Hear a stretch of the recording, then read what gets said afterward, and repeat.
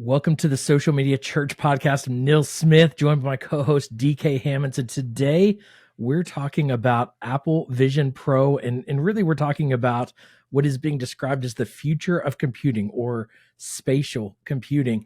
And so we've got a couple big players in here with Meta and their Meta Quest and Apple Vision Pro. DK, I'm curious, just as we jump right into this, what's your first take on this big release and what's kind of taking over the internet in this space right now? Man, personally, I think the first take when I first seen this, I was like, who's going to carry around this brick on their heads?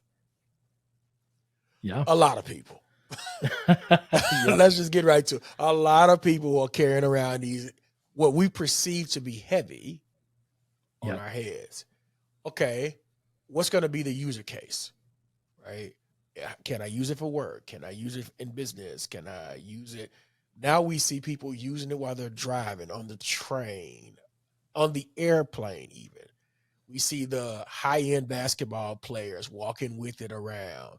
And so now this is slowly kind of impacting their lives, our lives, in real time by having this VR and having this computing. And I even love it because when you use it, it integrates your whole Apple scenario around you. So if you have a computer, your computer is integrated. If you have a watch, your watch is integrated. All those things happen. So for me, I am just watching how Apple rolls out this expensive piece of equipment, and I'm watching the use case just shoot up, and I'm watching the virality of the program and all that kind of stuff. So yeah, man, it's been really dope to watch. Yeah, for sure. And I remember I've been wanting Apple to come out with this for years because I've been talking about virtual reality for maybe a decade since I first experienced it. I'm like, whoa, this is the future. This immersive, experience is it's crazy. When you first experience virtual reality, and it has blown me away how slow this space seems to have moved. But I think what's happening is Apple is now expediting the what people are experiencing and seeing because it's Apple. And I think when the iPhone came out, it was like, who's going to have $1,000 phone, and it was so crazy. And then it's like, okay, all of us are going to have it. But practically you can literally get an Android phone for like $20, on the really super cheap end. And so there are options available. And so Apple is always going to be expensive and Apple's always going to be high end. But with the high end, it's a much better experience. So I went when I was in San Antonio, I scheduled an appointment with the Apple store there. And so that first week it came out, I got to put it on and experience it. And it has a wow factor. As I've been playing with VR and testing VR for years, when I put on that headset, I was like, okay, this is really what VR is meant to do. Because, really the leader in this space has been Meta, with Oculus and their acquisition of Oculus years ago and what they've done with I remember when the first, what is it? The Quest Pro, whatever the single, you could put on the headset and you had the one controller. And I was like, okay, this is going to reach the masses. And it really didn't. And then the Quest, 2, I think came out and it was like, okay, this is going to reach the masses and bigger adoption, with every release, but not the same kind of attention that this has gotten. And I think the difference is Apple has really, or Meta almost in many ways, just created like a gaming device. And I think that's how people perceive virtual reality. Apple created a productivity device and that's good, man. A computing device. They're not calling it a virtual reality or even an augmented reality headset. They are calling it spatial computing.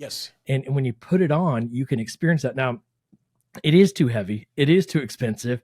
It is too limited in what it can do. And I think they're even being deceptive by saying there's millions of apps. Essentially, they put the iPhone store, that's it,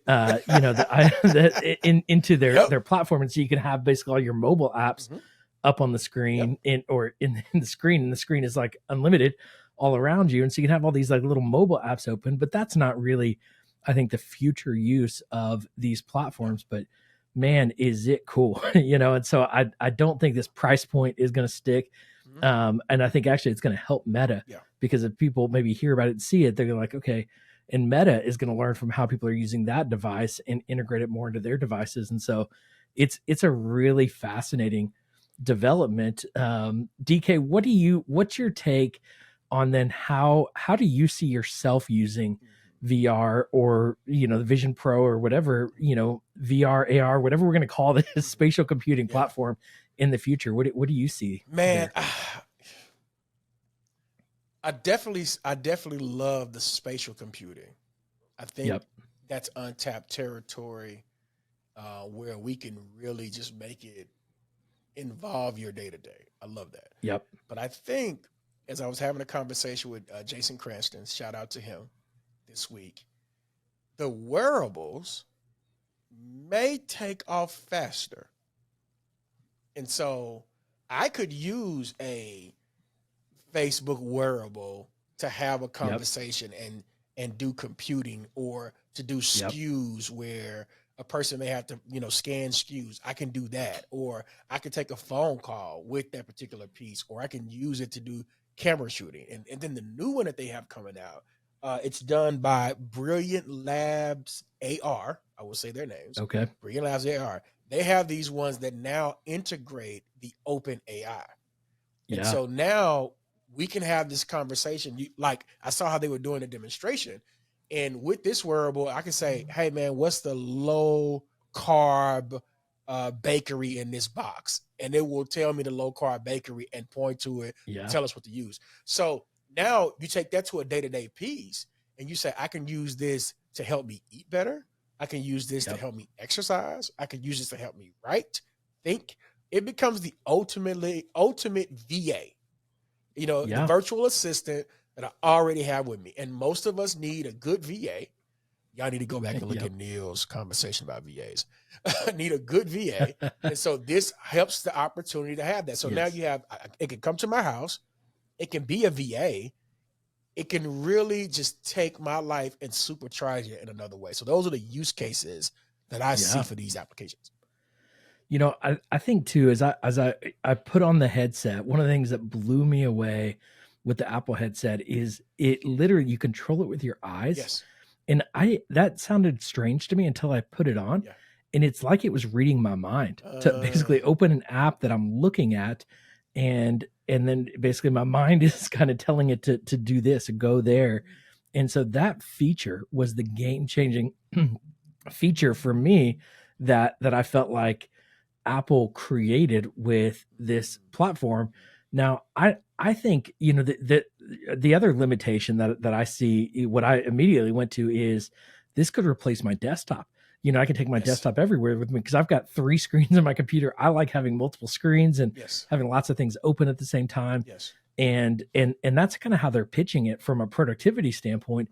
The problem is, even with your computer, you can actually currently only have 1 extra screen from your computer in Apple's Vision Pro, where I think you need to have like 5 screens, available in the Pro, so it can replace your desktop experience with the headset. And I do, I'm hearing from other people that are wearing it long term that it kind of hurts your eyes after maybe 2 or 3 hours with it on. So like, I'm at my computer all day, I'm looking at screens, 8, 9 hours a day. I couldn't have that headset on at this point for 8 or 9 hours from a productivity standpoint. So I think it's still, there's a ways to go. I'll tell you, DK, where I see this going though for churches is I think I'm still a firm believer in virtual reality. And when I say virtual reality, I think people often go to what we kind of did with these like cartoon characters in Meta with the metaverse. And I don't really, I think that will be a part of virtual reality. But I think the bigger part of virtual reality is going to be immersive 360 video experiences. And so what I cannot wait, I think the primary use for churches is going to be to live stream your church services in 360 3D VR. And one of the things that Apple really is pushing is with their new iPhone 15 Pro, I think is the device, you can take spatial videos, or I think that's what they call them, 3-dimensional videos. And you literally, it looks like people are there. And that 3-dimensional aspect of, if you've ever put on like 3D glasses and a TV, it's kind of, funny looking. It's 3-dimensional, but it's not real looking. This looks so real. And so if you can go into a worship experience and worship environment and it's fully immersive as if you're there, that's going to be way better than live streaming for people that can't come to your church or maybe are missing church. Would they rather watch it on a rectangular flat screen, or would they rather watch it as if they're there? And I think they're going to want to watch it as if they're there. And so I think both in the 360 video side, we're going to see things like 360 live stream worship service or pre-recorded. And I think we're going to see 360 live, like Bible study or devotional environments where you're kind of doing your quiet time in the headset and you're doing your Bible study in the headset. Yes. So you can have the Bible open, you can have maps open, you can have all kinds of unique things to bring the Bible to life, have background music. And so really interesting function there. DK, the other thing that I experienced recently with the wearables conversation is my friend James Poulter I was with him in Orange County not too long ago, and he had the new Meta glasses, to your point, where essentially the AI side of it came through audio. Yeah. And it was really interesting where that virtual assistant or that AI assistant in audio is actually a better assistant than what we perceived it to be of a script. In some ways, we feel like we need to see everything, where the reality is the audio side of having, that audio that actually comes through the headset. You don't have to even put in, AirPods or, speakers. It's playing through the headset, but other people can't hear it. Yeah. It's fascinating the way that spatial audio is working. So I do think that probably the immediate things that are, expediting from people using them regularly is going to be that audio aspect of AI. But I do think from a visual standpoint, the 360 3D video is just unbelievable. And I get really excited about watching movies that aren't just in a flat screen, because they keep showing like, look, it's like you have a virtual movie theater in your house. I'm like, that's cool, but I could have a projector, I could have a screen. But the 3D you can't do, and so you need that headset, and that's where it's like you can immerse yourself in an environment. Yeah. That's so cool. Yeah. I think the other part, when we're talking about church and using VR, AR in church, I think another piece that we can use it in is plan my visit. Yeah. And I'm thinking futuristically as a person that, operates in this space 24/7. This is what I get paid to do. One of the things I get paid to do is now I can take a VR piece or an Apple piece or an eyepiece and show a person going through a live visit with the eyewear. Yep. And Very now cool. this becomes a conversation digitally that we can integrate people within our church that may not ever come to our church, but now they've experienced our church in terms of the visitation, in terms of being discipled, and in terms of integration. That's one way. I think the other way too, if we're talking about spaces and where we can use AR, VR, I think another way to add to plan the visit is think about people who have children. Now we can walk you through where your kids will be, who their teacher may be, etc. Now we can send personal messages from your pastor, etc., directly through it. So the possibilities for churches using this, and to add to what you're already saying, everything that we can do can be added in the VR space. Are we willing to do it in the VR space, right?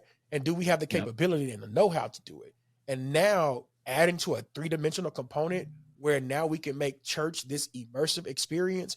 Think about this too, Nils. Now I can go to church and still sit by my best friend. Yep. And still have that closeness, that experience. Now I can go to small groups and still have that closeness and experience and never lose it because it's 3D. It's 3D. So I think the possibilities for churches, limitlessness. We can do a whole lot with that. And I think it's in some ways it's understanding what this hardware is going to allow from a software perspective. So when we basically had a mobile device, it's like, what can we do with this little rectangular in people's hands? Well, people can read the Bible in that rectangular in their hands. They can give in church digitally through that rectangle in their hands is connected to the internet. And there are lots of different things that people could do. They could, check in their kids, and there's lots of tools that people could use through a church app or through texting and other opportunities. And so now we have this screen that is fully immersive. And I wonder, how long it's going to be till people are walking into our churches with like an Apple Vision Pro on And then we actually can create a kind of extra experiences that are digital in our physical spaces with that kind of technology. And so, I don't know where in some ways we don't know. We never knew where the iPhone was going to take us. We never knew where smartphones, how much they were going to integrate into our lives. And they came out, they seemed like a gaming device. They seemed like a phone with a touch screen that you could, kind of move around and drive race cars and do different games. But then they became this like I cannot even imagine. I mean, if I get like 10 feet away from my phone, I get anxious because I use it to check in for flights. I use it to Uber. I use it to pay for things with Apple Pay. I use it for all kinds of things. DK, and I'll tell you the last other function that I see happening, and this is where I think Apple and Meta went very different, is I think small groups will exist within these devices. And where Apple has gone is with more realistic characters that you are, integrating into your world, where Meta was like you create a cartoon character of yourself. And I think people just did not like interacting, or I just perceive that most people don't like, it doesn't feel real, these cartoon character avatars we're creating. But when we create more lifelike characters that we can interact with, so it's more like you're actually in a room, and having those interactions is more personal to the people that are going to interact. And so we might not be with somebody physically. You can interact even with their hand motions, with their, other motions that make it a more personalized experience. Just like we saw, it's a very different experience being on a phone call than being on a Zoom call. When you added video to calls, that enhanced that experience. And this takes it to a whole nother level. No doubt. It's going to take it to another level. I think we've given leaders that are a part of churches or that may be in the faith space, a nonprofit, for-profit, a lot to consider as it relates to VR, AR. Yes, you may not have the money now. There is a conversation that you need to have, because now that business meeting that was in Singapore, you don't have to go to it. Now that business meeting that is in LA, you could put on your VR headset and actually literally probably be standing in the meeting, conducting the meeting with your goggles. So I think it's the potential of it is endless. I think from a church standpoint, it needs to be a conversation, not necessarily in the back, but kind of in the middle, not necessarily where all the noise is, that we need to be talking about. Here are the forwarding technologies that we see, and here's how we can make an impact early. I do like what Life Church has done in the AR space, where they do have the avatars and you walk into a sanctuary and you see somebody, you have a conversation. But I've also seen those same avatars be floating in the middle of service, and you're asking yourself, what in the hell is going on in this church? So I can see where making it a more realistic, it's an introvert's dream, right? I'm making it more real, where I can still have everything in one place and still be considered a part of the family without going to the left or to the right. So I think it's going to be super dope. And I think we need to have more conversations about it and how would it impact church. Like, let's take it a step further. How does it impact how we shoot video? How does it impact how we do our sound? Now we need to have conversations about that, because in 3 years, somebody's going to come in church with that headset on, and they're going to be trying to have a worship experience while they do their homework. And we need to be able to kind of help them out with that. So I think here's a workaround. If Apple has apps that are already integrated, this is for free, y'all, and I'm just thinking big, that it's already integrated in the VR headset, then the most prominent way to integrate it now is through your apps. And could it be, Nils, that the apps have a resurgence now with something like this? It's an interesting challenge, because there's been a big debate of should your church have an app or not, and do you need an app with mobile web, and this is potentially another good reason why your church needs a mobile app. And I'm I get torn on this debate. Now, one of the challenges, DK, to this progression is adoption. Yes, man. And I think in many ways what we've seen historically is that adoption has come on the back of Apple. And I think the question here is Apple going to be the platform that brings mass adoption, or is it probably going to be Meta, or could there be another player that comes in and brings mass adoption to this spatial computing VR. You know, like sometimes I don't even think we have a good name for it yet, and I don't like the term virtual, but it is, you know, probably the best term in many ways, and there are other uses for it.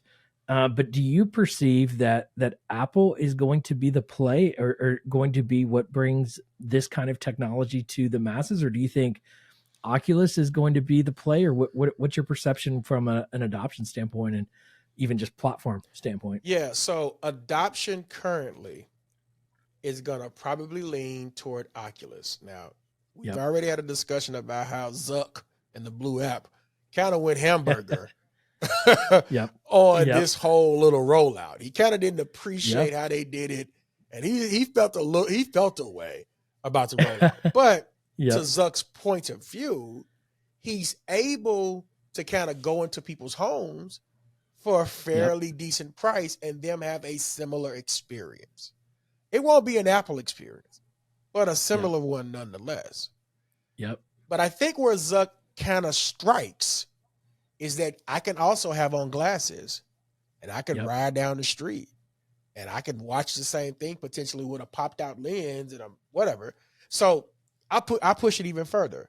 Do we remember when Google was before its time and it had his headset with this one little square on it? We have now come back to this, and we now are ready for it. We weren't ready for it 10 years ago. We're now ready for it. So now having Google kind of make the first play, because that's who made the first play in this space, in my opinion. Now we move to Facebook, who makes the second play which makes it affordable for all. Then we move to the next tier, which says affordability is one thing, but do you want to be considered cool as the second? This is coming from an Apple user through and through. But that's kind of how I see that historic progression. And I see Facebook having already occupied the space, kind of having its advantage in the space. But we know Apple. They'll let you run out as long as you would like. And then in about 6 months to a year, they'll surpass you. That's their model. So that's kind of what I think about that, bro. And I think the same thing with the ecosystem. I have tried to abandon Apple for years. It drives me crazy how expensive these devices are. And I've tried getting an Android phone, like a good Android phone.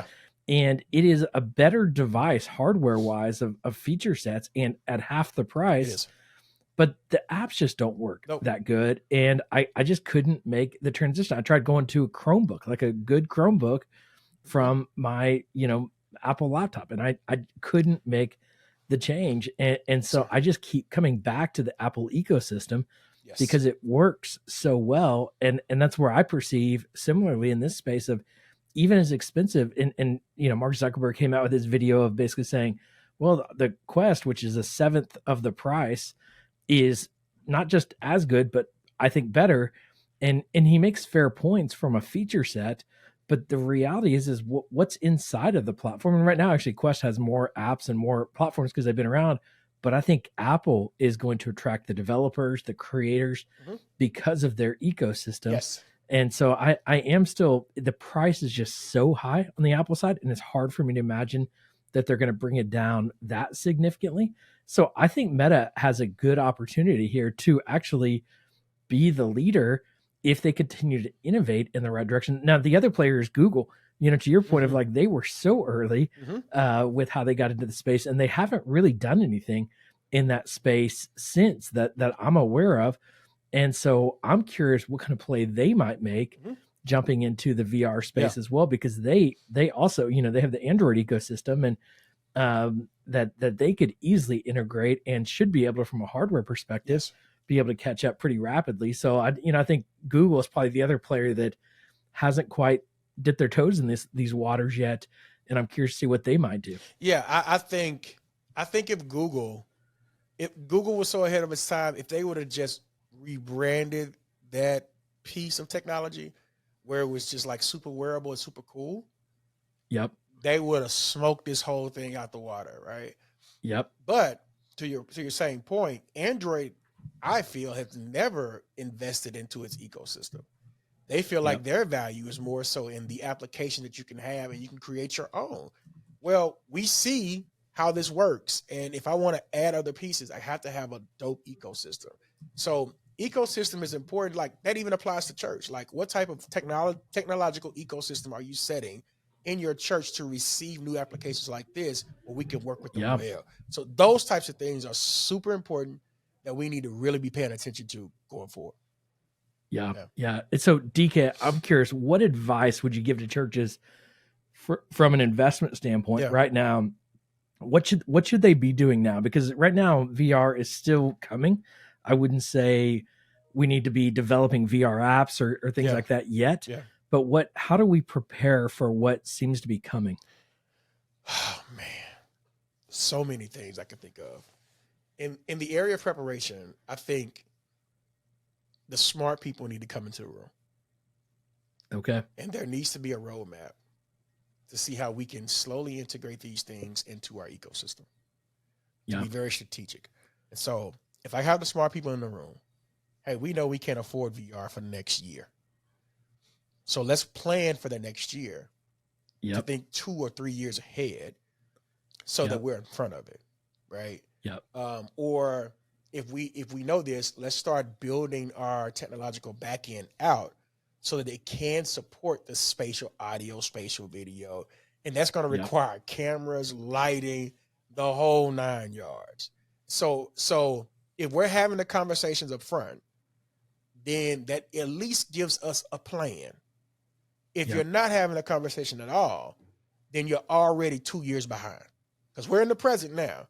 So it's going to be about 2 years before we really see it just circulate. You're going to see Life Church take advantage of that VR.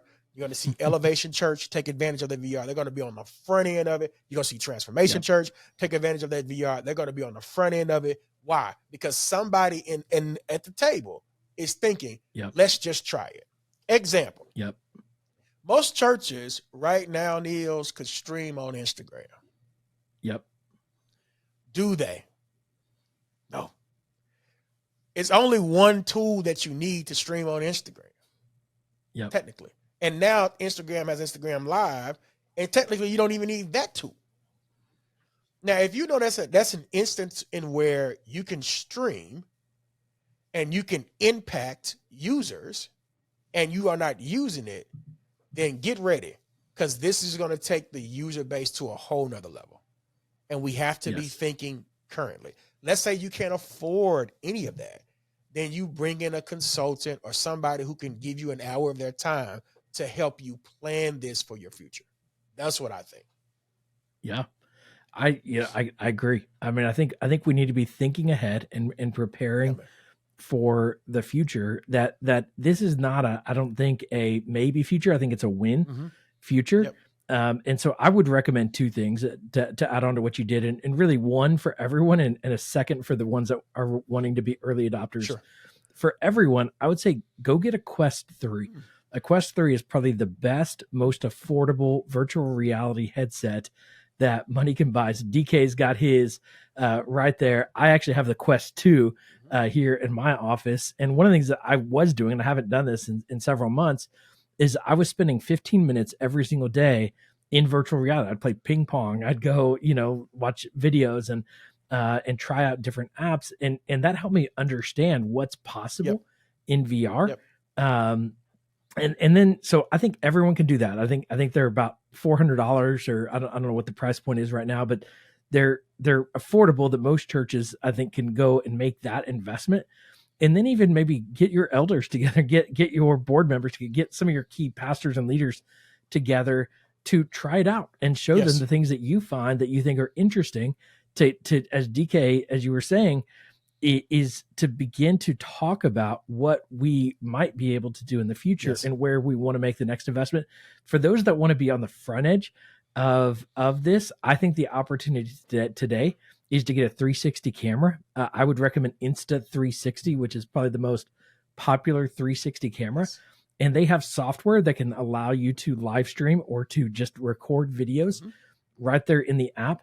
And you can use that platform. You can literally live stream in 360 to both Facebook and YouTube right now, or Vimeo supports that as well with live streaming. And so you could begin, you could actually have a VR experience right now. What I don't recommend, and what I think a lot of churches jumped on the bandwagon of in 2022 and 2023, was metaverse experiences. I think we've seen that significantly flop. Now, I do think there's a niche for that, but I just don't think there's a mass, opportunity there. I don't think that's where this is going. I think that's where the opportunity existed. That was the low hanging fruit, a year ago. But I would say if you want to run ahead, it's getting a camera and beginning to stream. Now, you might have 3 people that watch it. Don't expect masses to come, because there's not masses with these devices. Now, the advantage you have, though, is when YouVersion, the Bible app, first put out their app, there weren't masses there yet. But because they were first, mass adoption happened because they were already there and they were ahead of the adoption that was coming. And so if you want to get ahead of the adoption that's coming, start streaming in 360 now. But I'll say that of like, you're not going to see a return on that investment until years from now. And so I think the way to at least make sure you're ahead of the curve, or at least, in line with the curve, is to get a headset and start experimenting. But I think the attention that we're seeing right now is proof that this is not, Apple wouldn't make this kind of investment if this is something they were going to half-heartedly dive into.